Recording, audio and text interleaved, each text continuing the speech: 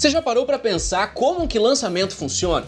Aqui no Verdade Nua e Crua, em outros momentos, eu e meu colega Denner já discutimos por que o fórmula de lançamento não é um modelo de negócio. E sobre esse assunto você pode ver os vídeos aqui na descrição ou em algum lugar dessa tela. Hoje eu quero falar de um assunto diferente. Hoje eu quero entender como que lançamento funciona e eu vou falar a verdade nua e crua sobre esse assunto.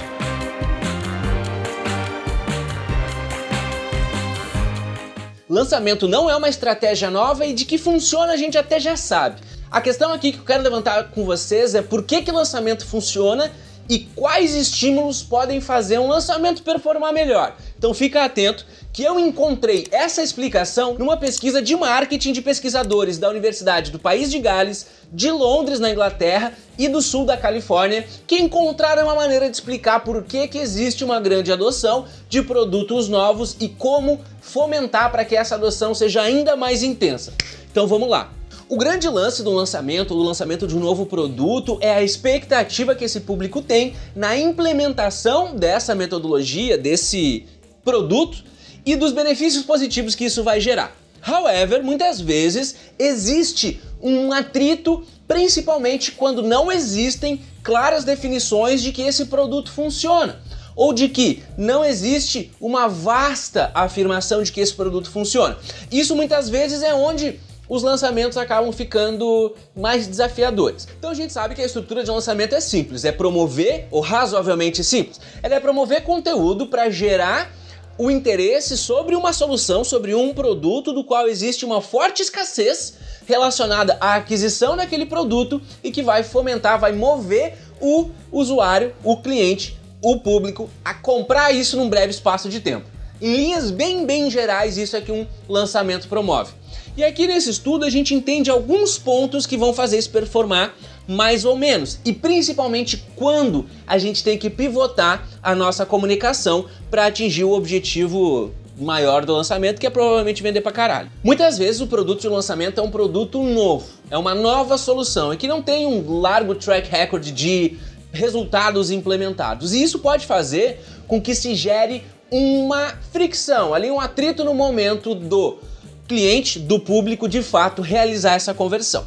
Segundo esse estudo, nesse tipo de oportunidade, a nossa melhor alternativa vai ser esconder ou não evidenciar os possíveis outcomes negativos ou os possíveis riscos que envolve essa aquisição. Isso não necessariamente é novidade, porque a gente se acompanha de perto um processo de lançamento, e isso é bem comum. E ao invés de apontar o que pode não funcionar nessa adoção, muitas vezes os lanceiros, a galera que está fazendo esse lançamento vai se apoiar em argumentos como garantia de devolução, argumentos mais genéricos que podem fazer com que esse medo e essa maneira cuidadosa de pensar na adoção dessa solução ir embora.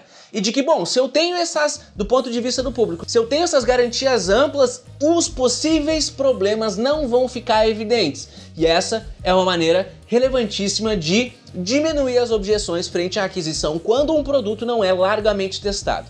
Quando a gente tem produtos que são testados, é por causa disso que a prova social, os depoimentos de antigos clientes se tornam tão fundamentais. Porque o público novo, e geralmente a gente sabe que lançamento funciona especificamente para públicos novos ou para um público adquirido, mas com uma solução nova, a gente vai depender desse tipo de validação do público anterior para de fato tomar essa decisão de compra de maneira confiante. Essa pesquisa também diz que quando a gente percebe que existe aquela hopefulness, né? Existe aquele sentimento esperançoso nesse público, mas a gente consegue medir de que não existe grande ansiedade na adoção dessa solução, e isso é uma questão fundamental que a gente mede quando vai lançar um produto, porque se eu tenho pessoas querendo aquela solução, mas elas não estão assim, ansiosíssimas, sabe, querendo comprar, a gente não pode ter um resultado tão interessante quanto a gente queria. Então nesse caso, quando a gente precisa fomentar uma ansiedade, muitas vezes isso é feito por argumentos de escassez, mas não somente. Nesse momento, a oportunidade de fazer com que esse público que tem a esperança se torne mais ansioso para comprar o produto é focar nos problemas de quem não adquiriu esse produto vai ter no futuro. Então, se eu estou oferecendo uma solução para sei lá, a gente vê muito, né? Uma solução para um problema amplo e subjetivo como depressão. Uma boa maneira de fazer esse público que já está tendo essa esperança de cura desse problema no nosso produto é evidenciar na comunicação prévia de que quem tem esse problema e não adquire essa solução vai enfrentar todos esses problemas mais severos aqui. E dessa maneira a gente consegue colocar um pouco mais de ansiedade nesse processo sem que a gente utilize ou reutilize ou esguele muitas vezes um argumento de escassez. Porque a escassez ela é uma linha tênue. Se ela é real, ela é muito robusta e a gente pode de fato inserir o máximo, né, fomentar e bater sempre nessa tecla. Mas na minha experiência eu consigo avaliar de que muitos desses argumentos de escassez, não que eles não sejam verdades, mas que eles são atenuados para a comunicação nesse público para fomentar essa aquisição breve. Uma alternativa a isso é de fato no desdobramento negativo de quem não adquire essa solução. Dessa maneira a gente pode inserir mais ansiedade nesse público que está prestes a adquirir o que eu tenho para lançar. E o outro aspecto é de quando a gente tem esse público que está razoavelmente ansioso, está esperançoso, mas existe um risco desse produto que está sendo lançado não atingir aquele objetivo que a gente está vendendo, quando a gente anuncia os possíveis problemas desse produto, a pesquisa mostra de que não há uma diminuição na taxa de adesão disso, mas o que acontece é uma diminuição na taxa de insatisfação. Porque quando a gente diz, olha Wagner que tá filmando aqui comigo, olha Wagner, tu vai comprar esse computador aqui e ele vai ser a solução dos teus problemas de design, mas pode dar uma travadinha. Por mais que não esteja diminuindo o anseio do Wagner em comprar esse computador, eu estou inserindo na mente dele a imaginação do que acontece se esse produto não funciona. E isso, se acontecer, não vai ser uma surpresa, mas vai ser a validação de um risco que o Wagner já tinha. E essa é uma grande diferença na maneira que a gente vai comunicar, não somente o que pode não dar certo, mas no momento correto, de que antes a gente força a esperança e a ansiedade, mas se existe essa incerteza quanto ao lançamento do produto, mencionar de que isso existe não fere a aquisição e pode melhorar muito a taxa de satisfação desses produtos. Essas duas grandes lições também vão funcionar não necessariamente só em ambientes de lançamento, mas principalmente para políticas públicas, por exemplo.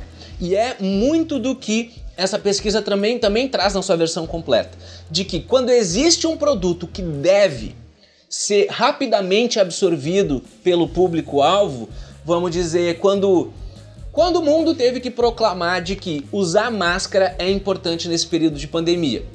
Esse lançamento da solução, que é a máscara, ele não vai depender de uma larga adoção simplesmente por objetivos econômicos.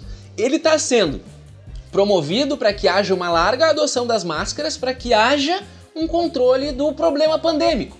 Então, esse tipo de comunicação ele também pode ser utilizado em políticas públicas, em outros aspectos que não necessariamente a busca por lucro nesse produto, se utilizando desses mesmos gatilhos. Então, em resumo, esses mesmos gatilhos, esses mesmos argumentos também podem ser utilizados para a adoção de soluções que não necessariamente são um produto. E focar nos possíveis problemas de uma nova solução não necessariamente vai ser a melhor maneira nesse sentido. A verdade nua e crua é de que existem sim algumas questões que fazem o lançamento funcionar melhor do que outros. E eu quero entender o teu ponto de vista. Você que já atua bastante com isso, tu contesta essas afirmações que eu fiz aqui? Traz teus pontos de vista no ambiente aqui nos comentários. Se você está enfrentando uma próxima oportunidade de fazer um lançamento, entende como isso vai colaborar no teu processo. E para outras questões que talvez eu possa ter perdido aqui na minha narrativa, o ambiente dos comentários, como eu disse, é fundamental para isso. E se você já conhece a V4 Company, está conhecendo a V4 Company, quer entender como a V4 pode ajudar melhor